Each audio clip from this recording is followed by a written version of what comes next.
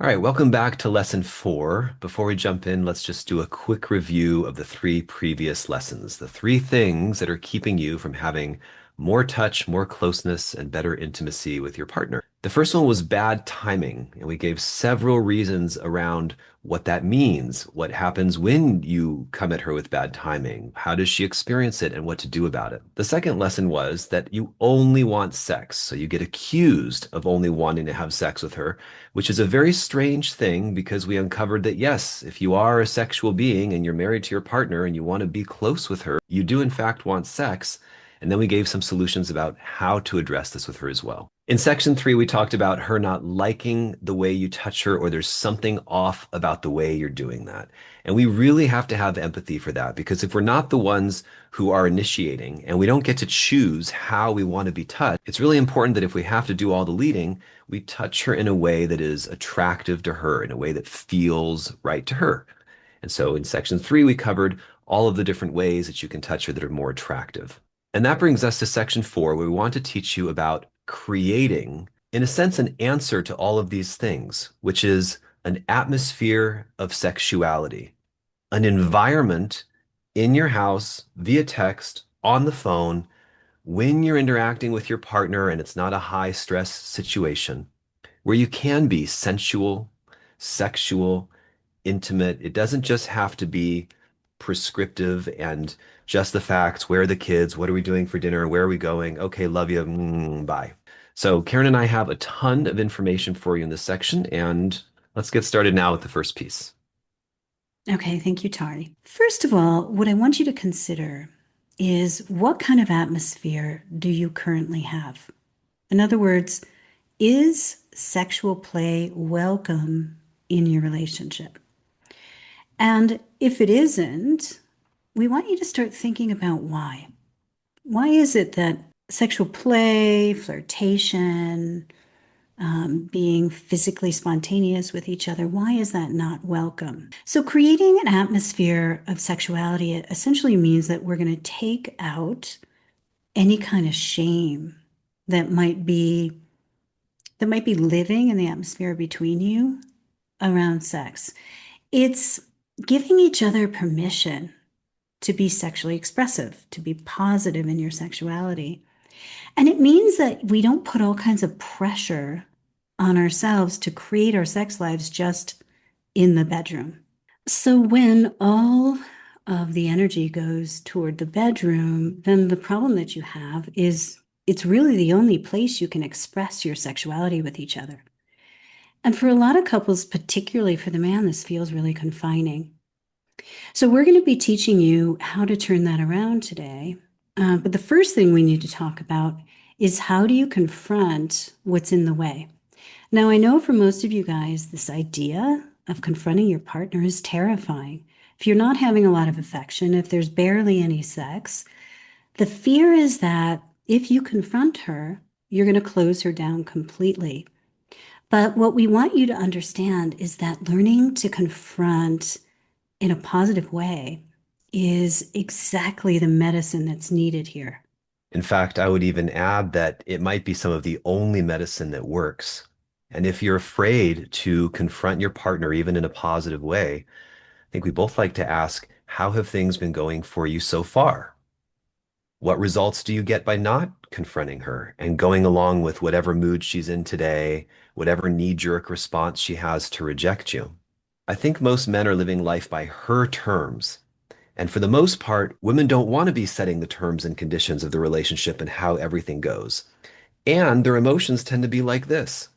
So if she doesn't want to run the show, she'd prefer that you do, but she's taking control anyway, and she's more in her masculine, and her mood changes often. Does that sound like a great recipe for you to just do the default thing? Whatever she wants. I don't want to rock the boat. I don't want her to get upset. Part two of that is this is not confrontation. This is not you see an intimidating man in the shadows and you confront him aggressively. This is positive confrontation. This is getting curious. You might even relabel it as asking the appropriate questions. That's really all it comes down to with presence and eye contact. So as you listen and all these triggers come up for you, oh, she'd never go for this, or she may not respond well to that, You got to figure out how to do it in a way that keeps you feeling calm and confident in a positive manner. Yeah, I would add that what you're actually doing, jumping off of what Tari is saying here, is you're taking back the leadership reins. So Right. when you're deferring and when you're believing everything that your feminine partner is telling you around, I'm busy, I'm stressed, I don't like to be touched, you're asking for something, etc. What you're essentially doing is letting her lead your romantic sexual relationship. And what I often say is when you let the woman lead, she leads you into a sexual desert. And she doesn't do that because she's not a sexual person or because that's what she wants. It's because that's the only way the feminine seems to go. So if you want to turn things around, you actually have to confront what's going on. And I can tell you as a woman, when a man confronts you with power, when he does it from a place that isn't aggressive, but centered and clear, it really has a powerful effect on shaking things up in the right way. And this is exactly what you need to do. Most of you are in the position you're in where the touch is diminishing, where the sex is barely happening because you're not willing to confront what's going on. So many of you may find yourself in what you might call sexless marriages or dead bedroom. Those are very strong words. And it tends to be a result of guys just putting their hands up or occasionally asking for sex or just trying to go about things her way. But what happens? You start to feel like you're last on the totem pole. It's the kids and the dog and the family and this and that. And there never seems to be time for it. And so, how do you bring it up in a way that isn't most likely what you've tried before, that's not needy and that's not angry and frustrated? And even though you have a right to feel both needy and frustrated for not having any of your needs met in so long, when a woman feels that, my representation of that is she just sees negative emotion. And Mhm. negative emotion tends not to bode well with females of any kind at any time. So you don't want to look, weak and incapable and fearful of asking like a dog with its tail between its legs. And you don't want to be angry, frustrated, resentful, and pacing and storming around the house, which then will intimidate her to also not come near you. Yeah. So we're going to be dealing with that part right in the middle. So, how do you confront if this isn't something that you've ever done? I think, first of all, you have to create a mindset for yourself that this is the positive energy that's needed to, again, shift things, right? Because you've hit a place where things are stagnant. And some kind of energy that challenges what's going on is really key here. So, if you can get into a mindset where I'm uncomfortable challenging, but it's important, right? Because I'm standing for what really matters. And what really matters between us is that we open things up. As I said in an earlier video in the mini course, women want to be open. And oftentimes, when there's something in the way, something they're afraid to communicate, they're not. And so bringing your masculine energy in a way that shakes things up can be just what's needed. In a minute, we're going to get to what this looks like, what it is, how to do it. But it is really important, and I'll call out the elephant in the room. Chances are you're going to try this once or twice and feel like it failed or it didn't land well. You might say it in a way or present it in a way that didn't make you feel good and didn't make her feel good. This is not necessarily easy. And just because you have the answer, I'm going to positively confront her, doesn't mean that your words are going to land correctly. It doesn't mean that the energy is going to be there or you're not going to be showing different signs on your face. So give this section time to breathe. This is not like a one pill solution. I say this sentence and everything changes. It really has to do with your whole, that's why I use this word atmosphere. It's changing the whole environment. Part one of this is like how to positively confront the things to say and how to respond back and forth and almost spar with her verbally a little bit. The second part is you being a different person when you're around her. How you show up when you look at her, how you address her, text her, talk to her, how you add little things. An example of that might be you might think it's creating an atmosphere of sexuality to say, love you, you look so pretty, hope you have a good day, thinking about you. And you might have done that 10 times during the day, but it just landed as her giving you a thumbs up or a thanks or a smiley face or nothing at all. And that's because you are creating more of an atmosphere of friendship Mm. and companionship over intimacy and sexuality. So there's a whole language around that as well. I think what Tari said around atmosphere is really important because this is new for you. If you're someone who hasn't been confronting, it's going to be awkward, right? You might blurt things out. You might say things that are a little too harsh. So allow yourself some time to be with this energy of noticing, right? She keeps telling you I'm busy, right? And you're just taking it in. You're kind of noticing, okay, there it is, right? And then at some point, when you're really centered and grounded, what's going to happen is you're going to stop and pause, right? You're going to look at her, you're going to take in what she said, and then you're going to wait a beat, and then you're going to ask a question that's clarifying. What you've done in the past is you just assumed that what she said was true and you walked away, right? So now what you're going to do is you're going to stop, you're going to pause, you're going to give it a beat, and you're going to say something like, I've noticed you've been busy a lot lately. Pause. Is there something else going on? And this is going to cause her to see you differently, to feel something different from you. And it might be really awkward for her.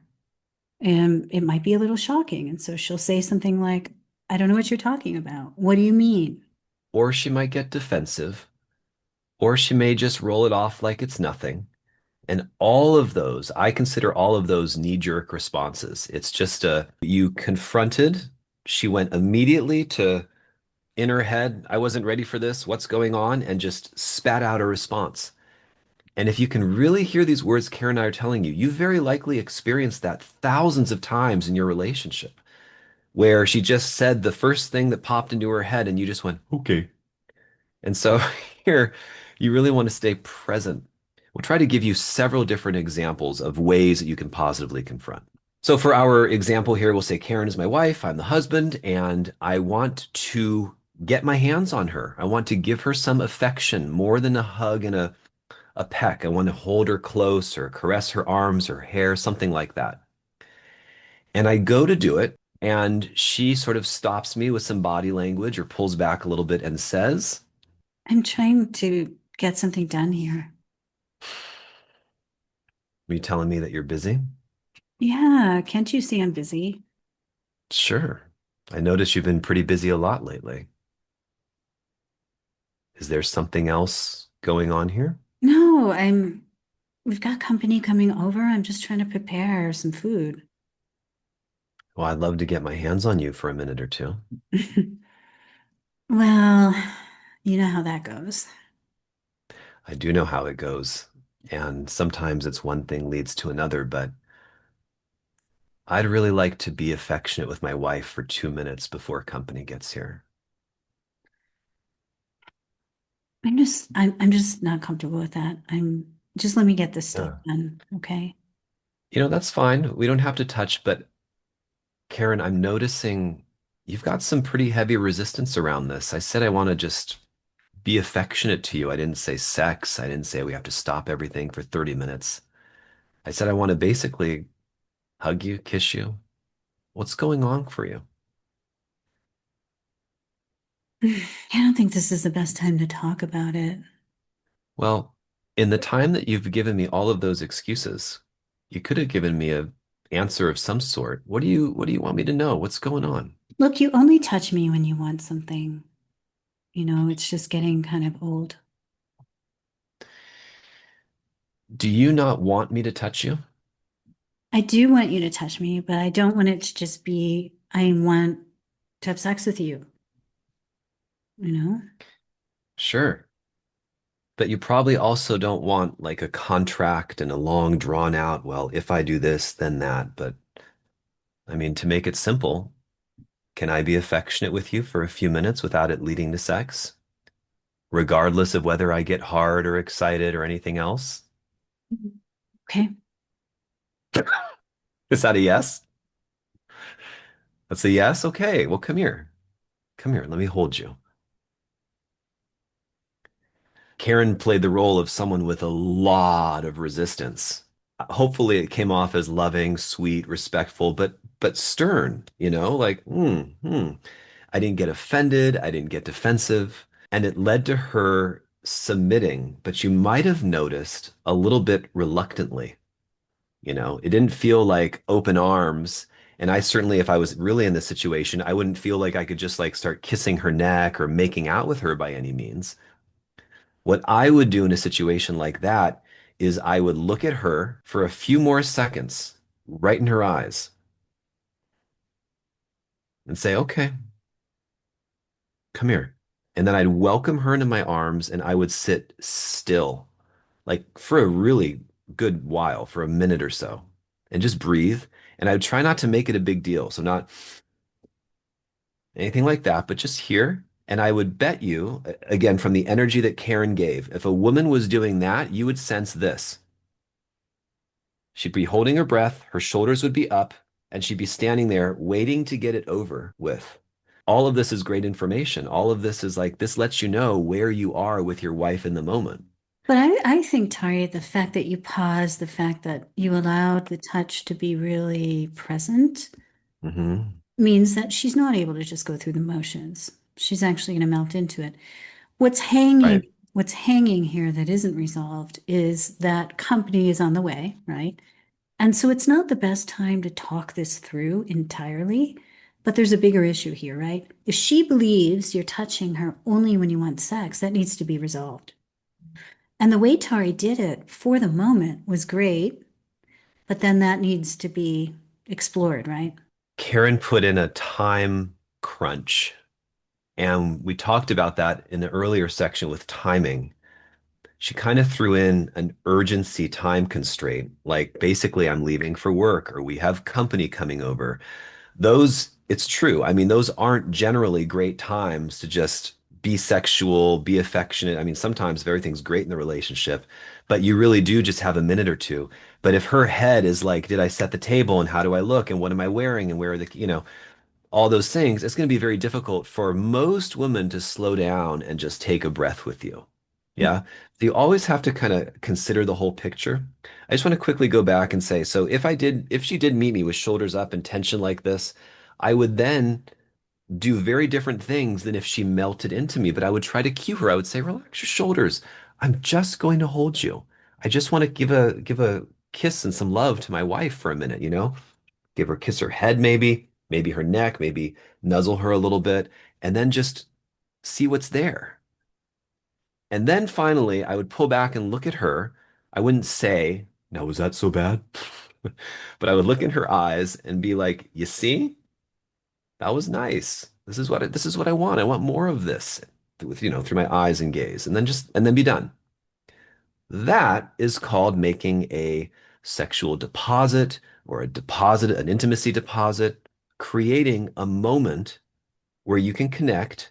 So it's like on her mind, she was touched, she was grounded, she had closeness with her partner. Now you guys have company come over, or you're doing whatever you're doing.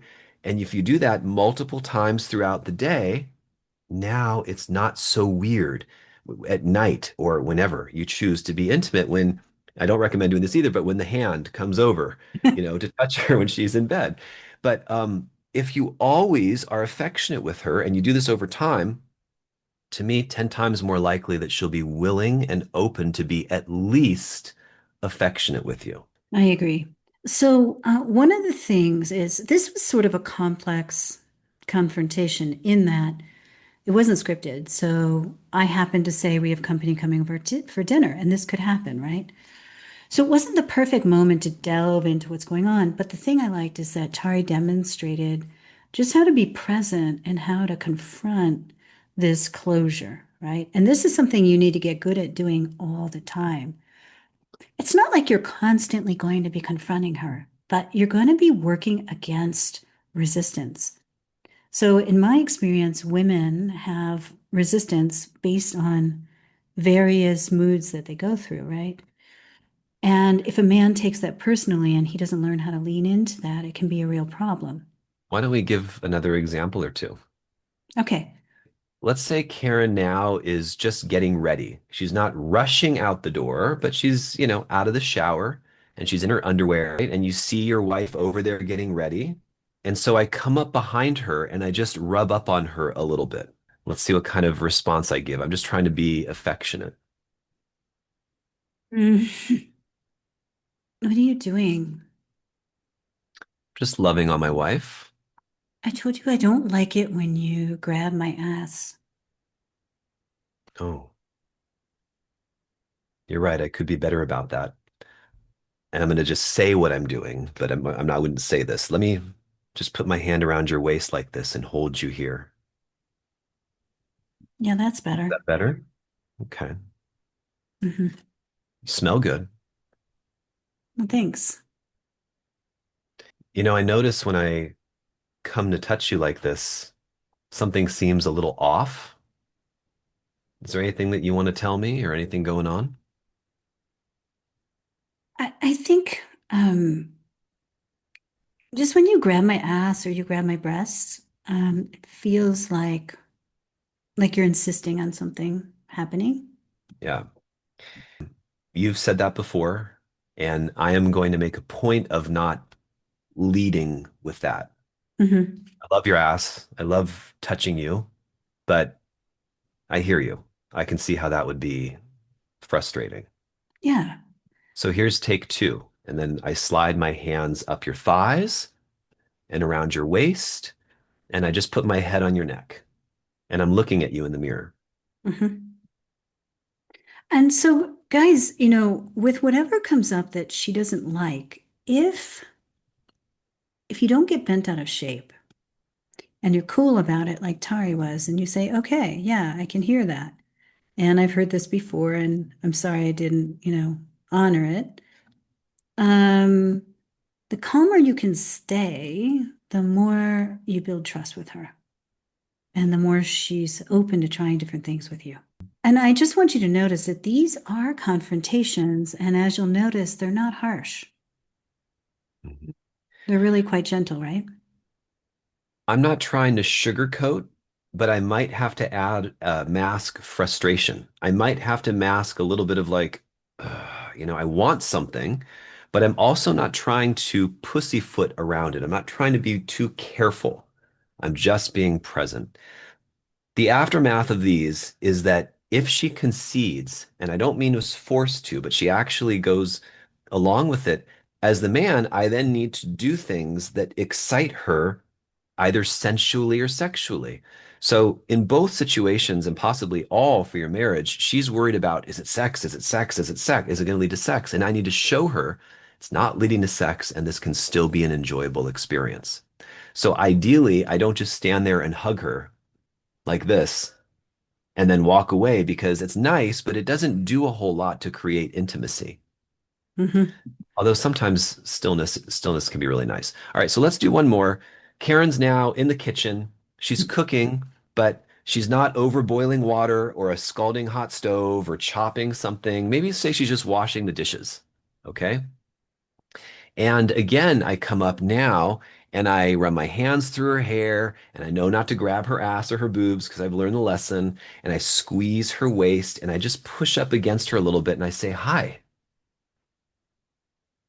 Hi. You feel good. Yeah, well, just let me get these dishes done, okay? Does this feel good to you? It probably would feel better if I wasn't in the middle of something. Okay. I'm going to make a choice here. I'm going to turn her around and face me and just look at her for a second. And again, I'm going to just kind of rub on her hips a little bit, right at her waist. Does that feel good? It actually feels better because there's something about, for me, I cannot speak for all women. There's something about if you're in the middle of doing something you don't really want to be doing, but you have to do, like the dishes, it feels almost like he's sneaking a feel. Yeah. And I like that you turned me around because then we're on equal footing. Like I'm not engaged in doing something. I'm not um, an easy target, you know, Yeah. and it feels more engaged. Yeah. So, what's neat about doing these with Karen, we're doing them spontaneously, but I could tell by looking at her that she's really putting herself in that situation, and something about this one worked. It took me by surprise. I was waiting for more resistance. You might feel the same way in your relationship. So if it works, she's like, yeah, that is better. That is nice. Then you really have to lean in. Maybe it's not time for a makeout session or putting her on the counter and having sex, although if it leads there, certainly go for it. But I would engage with her a little bit more than just rubbing her shoulders or giving her a peck because you've pulled her away from something. You've made her feel better about it. She's giving you her attention. Ideally, you've got more than just, hi, just wanted to say hello. Now, while we're on a roll, I want to give you one more powerful expression. You're going to love it for your toolbox, and that's if your partner is giving a little bit more resistance, a question you can ask that really puts it on her. Okay? So now we're on the couch, we're watching Netflix, and I reach over, she's next to me, and I start rubbing on the inner part of her thigh. Yeah, so I'm not touching her genitals, but I'm just on the outside of her thigh, rubbing down, and she gives me some resistance or says something. Not tonight. Hmm. Yeah. You okay? I'm just trying to chill out. I've been working really hard. Well, I'm not trying to have sex with you, but is there something about the way that I'm touching you that you don't like?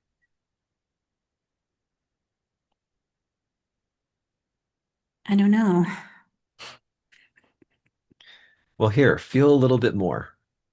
I'm not going to do anything, but is there something about the way that I do this that you don't like?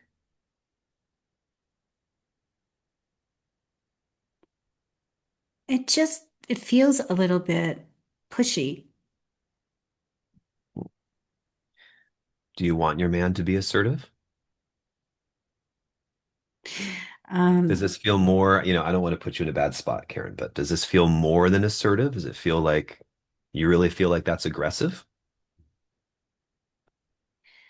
it feels expectant. Mm, Um, maybe if you started somewhere not between my legs yeah. and I could feel kind of warmed up to you, like if you started with my head or All right. my Well, come shoulders. over here. Scooch a little closer. I've got buy-in from her. I've got like, try this. I don't want to do that next time. I want to see, okay, we're kind of in this thing. Let's see what happens. So I would either bring her closer to me. Mhm. Okay, so now, she's wearing her glasses and I kind of fix her hair like this and I push her hair back a little bit and just look at her, not coming in for a makeout session, not leaning in and doing a little bit of that. And let me tell you what I've been experiencing with this. So, is it uncomfortable? Yes, for sure. But it's good uncomfortable because it's causing me to have to give you an answer. If you hadn't confronted me and I pushed your hand away and you said nothing, it would have been awkward. We both would have felt bad. But given that you did confront, you opened things up. I got to tell you something I needed to tell you for a long time, that I don't like you just going right for my crotch area or my thighs right away. Good, really good. Yeah. Now, imagine it was just what you've likely been through, just the silence, the resentment, the unspoken. Is this confrontation or is it I just asked a question? I probed. I opened up to see, I peeked back behind the curtain to see what's there. That's how you create progress and forward momentum in a relationship. Otherwise, you just go back to being best friends, watching Netflix with your hand resting on her knee, if that at all. And you tell all your friends that everything's fine and, she's your best friend. And I know you want more than that. So I know this is a lot, and we could give you a few examples of how to confront, and it doesn't have to be harsh. It can be gentle. And again, it breaks things open. So it's very powerful. And we needed to teach you this because when you come up against resistance, you need to know what to do. So now let's talk about the fun part, Tari, about how to create the atmosphere and how to keep building on it. Depending on where you are in your relationship or your marriage, some of this can feel easy and you may have to really dial it back if you really have had no touch or she's super resistant around you touching her, right? I'm talking about an atmosphere of sexuality, not platonic touch. I like to linger between two areas if I'm in relationship, sensuality and sexuality, and you can modulate anywhere in between. If you catch yourself, as you might have seen me talk about before, giving her affection like like this, this, none of this is sexuality or intimacy. The idea is that you approach your female partner as many times in the day as you think you can. This might be 3 and it might be 30, with some form of affection, eye contact, engagement, a phone call, a text message, a video chat, an emoji, a cute little expression, something sexual, something flirtatious, something sensual, affectionate touch, multiple times throughout the day with total indifference about where it goes. I don't like to put numbers on it, but for the most part, like 7 out of 10 times, nothing's coming from this. Maybe even 8 and 9 in some cases. You're in, you're making this deposit. Sexy shoes. God, you look amazing. Oh, you smell so good. Mwah. Have a great day. Okay, now she's warming up to you. You're holding her stomach and you don't grab her boob, but you cup her breast and you hold her and you tell her, God, you look amazing. Press up against her and then walk away. The idea is that you cannot be broken, you cannot be rejected, and you're not playing silly, childish games to make it like, oh, just kidding, or I didn't really mean that. So you're not smiling, giggling, laughing, cracking jokes, being sarcastic, any of that. And you're not trying to be like, super sexual Don Juan DeMarco, and it doesn't have to go a certain way. You're just, if I could do it with my fingers, it's like you're engaging a little bit like this, and then you slowly back away. You don't run away, you don't stay in it for too long, rubbing on her. There's just this engagement, like something underwater, and then you just ripple away. So that's the backbone for it. When Tari first shared this idea of backing away with me, I knew immediately how powerful it was because what a lot of guys do is they kind of come up and lean on their partner, even lay on the woman, like, "Are you available for me?" Really puppy dog, or they're just too sexually aggressive, right? And so the thing I love about leaving deposits and backing away is it tells the woman's body, "I don't need anything from you."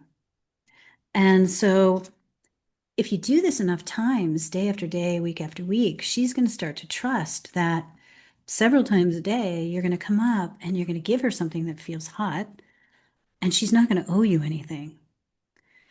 Yeah. The other thing that's fantastic about this, if you hadn't noticed, is you can't be rejected because you're not asking for something. Why do guys get rejected? Well, they wait, they hover, they come up, they're putting They their hands. linger. Yeah, they're essentially saying, "Can I have something? Can I have permission to touch you, permission to be with you, all these things." And then you're putting her in the leadership position. She feels like she has to say yes or no to you. What's so great about deposits is you're just giving something, and before she even has a chance to say no to more, you're backing away. I've even had several clients say where the female partner feels like the man is Karen used the word leaning on, like they are. They're putting weight on, or there's an expectancy, or there's a pressure, or there's a like, are you gonna let me in? Are we gonna do that? And that just feels like pressure and tension to a woman. You could do the exact same thing, but hold your energy a little bit back and be on your own 2 feet and be present and be interacting with her. And it allows her to lean in and melt in. So you initiate and then she melts onto you. Once this happens, you can start to do more, whatever more looks like and however quickly you want to escalate it. It's really important to not have needy energy and it's important to not have angry and frustrated energy. Like we said in the beginning, we're riding that balance in between. There's another one that comes up for me that I've experienced in many relationships, and I call it like the battered warrior energy, where he comes to you like, "Oh my God, I've had such a hard day." And he wants to take energy from you because he's worn. I mean, I think this is a difficult one. So come with Yeah. energy, come with something to give. And if you don't have anything to give, get some energy, right? Go for a run, take a bath, get on your Yeah. bike, and come with energy.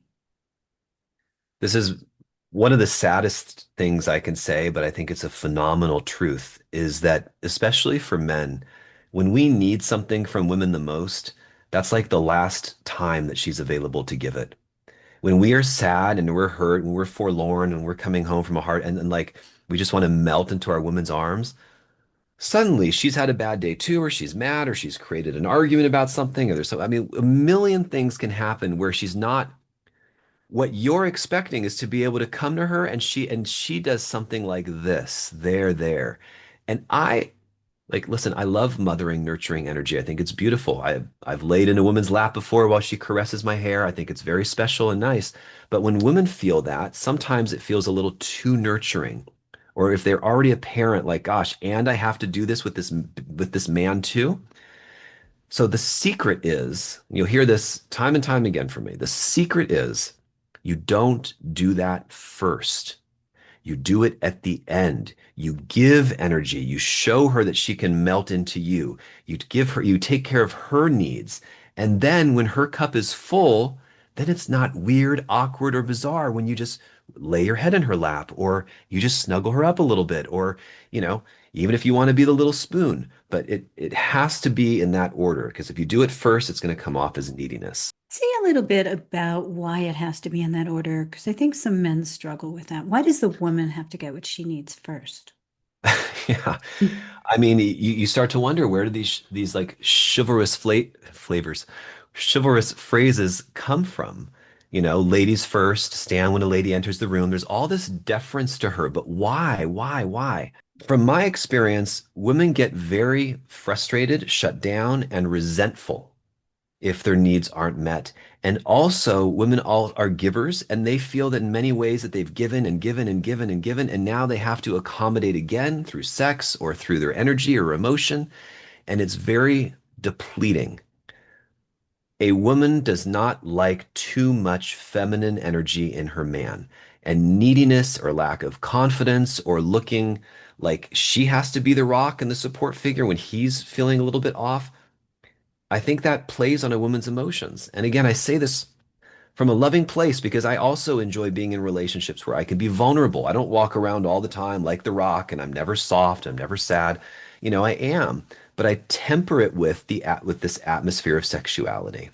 It's also hard for a woman to get turned on, aroused by, excited by a man who is coming in too soft or too feminine.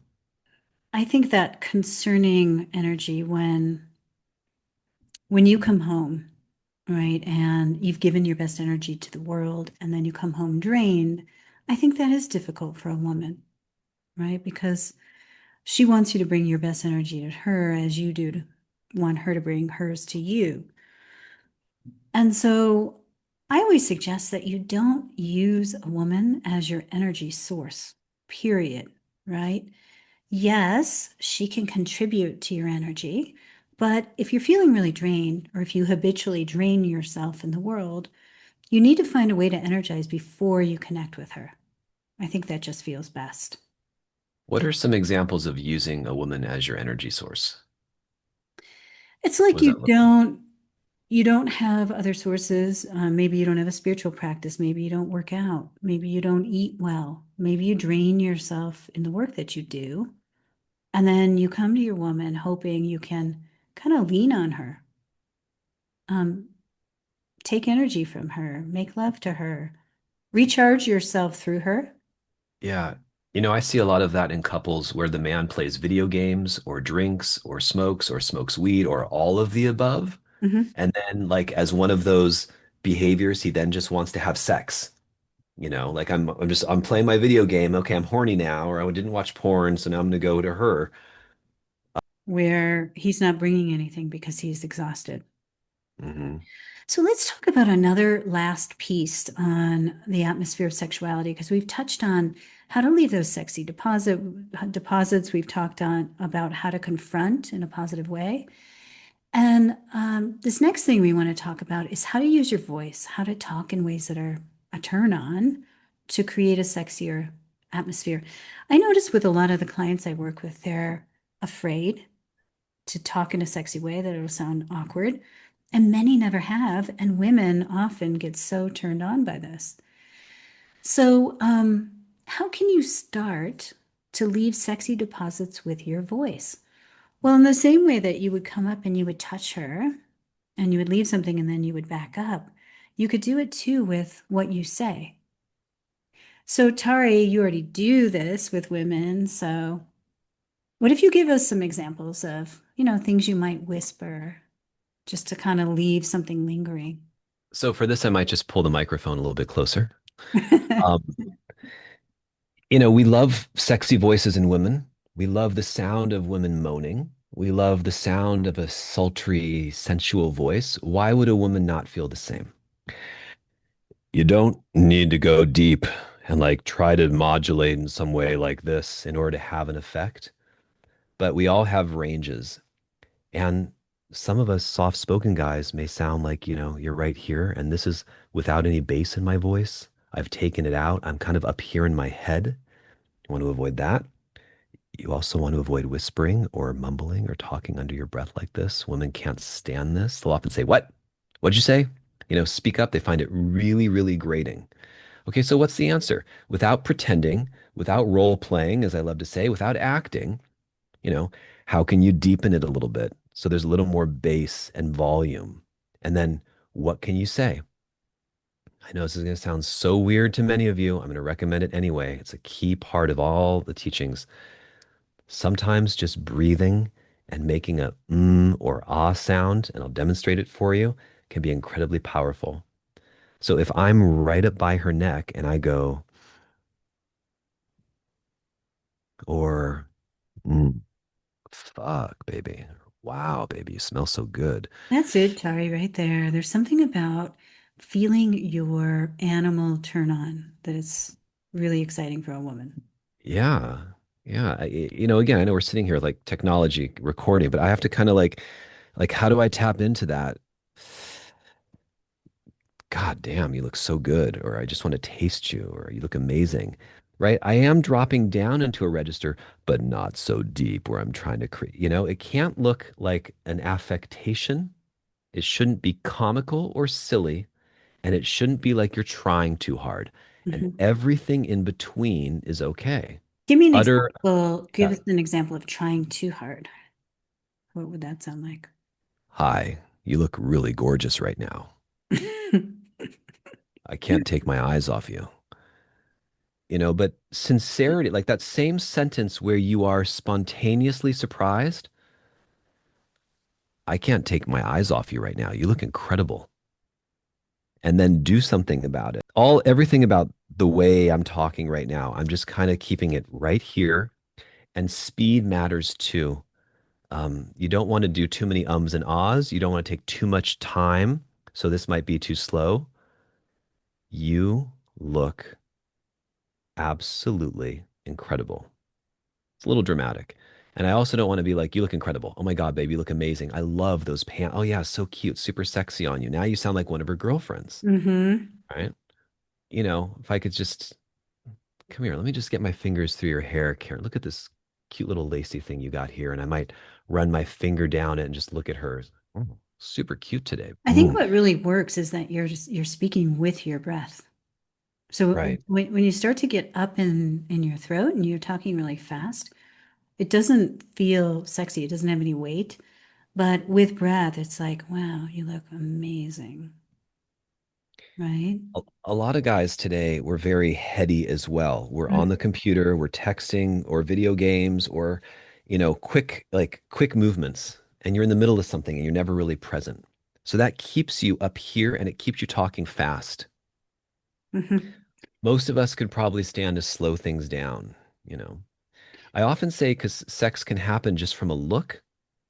Think of verbal deposits as phrases, not soliloquies or paragraphs, and in some cases, multiple sentences. It's just like, "Guy, you look incredible today." Yeah, most likely there are 3 to 5 words. Right. If you're Let's get afraid to talk dirty in the bedroom, do these deposits. It's just simply like, God, you're hot. or Mhm. I want you. I like to do leading things like, let's get you out of these clothes, Mm. or Jesus Christ, like how tight can this top be on you? You're just bursting out of it. If she's, fuller on the chest or if she's got a fuller waist and butt, same thing. It's like, God, look at how I can't even get you out of these.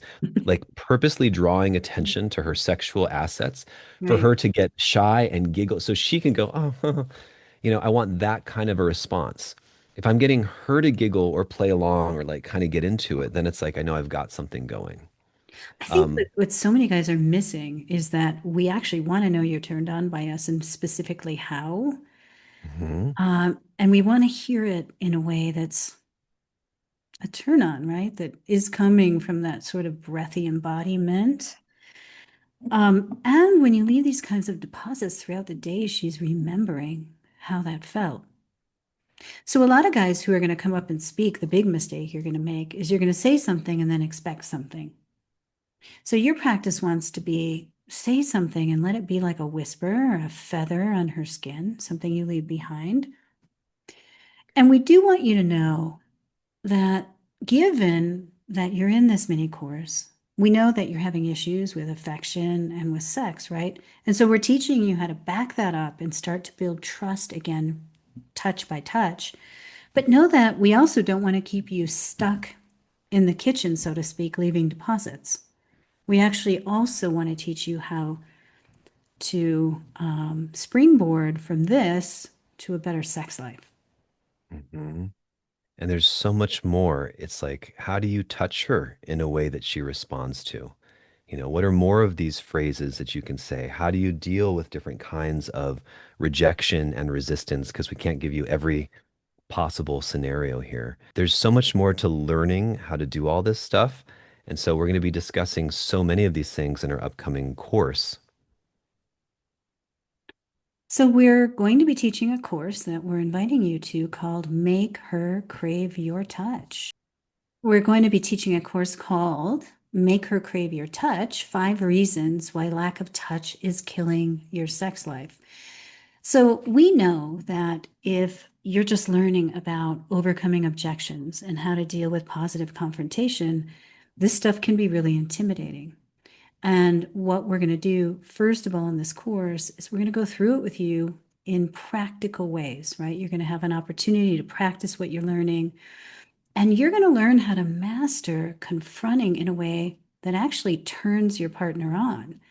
Because if you're not afraid of her, if you're not afraid of her no, if you're not afraid of anything that she's going to bring to you in terms of feedback, you're a pretty powerful guy. Another is how to engage her regardless of her mood, right? Understanding and being able to tune in to each different way that she's being. Sometimes she'll wake up feeling very neutral and having clean energy. What do you do then? Sometimes she's feeling frisky and takes you by surprise, or I know it may be hard to believe, but what if she's in the mood and you're not? There are several, you're never going to know exactly how your woman feels until you initiate with her or you positively confront her. Yeah, so we're going to teach you in greater depth how to negotiate everything that she brings to you. Because really, being able to seduce a woman has to do with how good you are at negotiation. Would you agree, Tari? Yeah, it really is a back and forth. And I think the one of the top skills that you need to develop for this is being able to read your partner. Now, the cool thing is if you've been married or you've been together for a while, chances are you already know how to do it. You just don't know what to do about it. Like you can tell she's in a mood, or you can see that something's off, or you can tell that she's not telling you something. So we go deep into, well, what next? And Mhm. then what kind of affection should you give her? There'll be a section on hugging and how to bring her close to you. How do you hold her? How do you practice stillness? How do you breathe with her? How do you start to layer more affection and intimate contact from there? Yeah, and going back to what you said about how to read her, there are 3 states that your partner is always in. And so we don't want to overwhelm you and have you feel like you're going to be studying your partner all day long, but you're going to learn how to read these 3 states and what you can do about them. So we really, I mean, our goal is to simplify all of this for you so that you really can become masterful at engaging, at confronting what you need to confront, at negotiating for the kind of hot sex life that you want. So we are going to talk about hugging. And one of the reasons for that is so many people don't hug anymore. They really don't, or they do sort of a hug drive-by. And so we're going to talk about how do you confront what's going on with the hugging? How do you create hugs that are like sensuous and deeply lasting and that linger and create desire? We're going to attack the thing that most couples lose over time and never get back: kissing. I can't tell you how many guys I work with who are having sex with their partners and they don't kiss. They kissed all along, they kissed for years, and then the woman said something like, I never liked kissing. Well, we're going to teach you how to work through that, how to create a new kind of intimacy around the way that you kiss.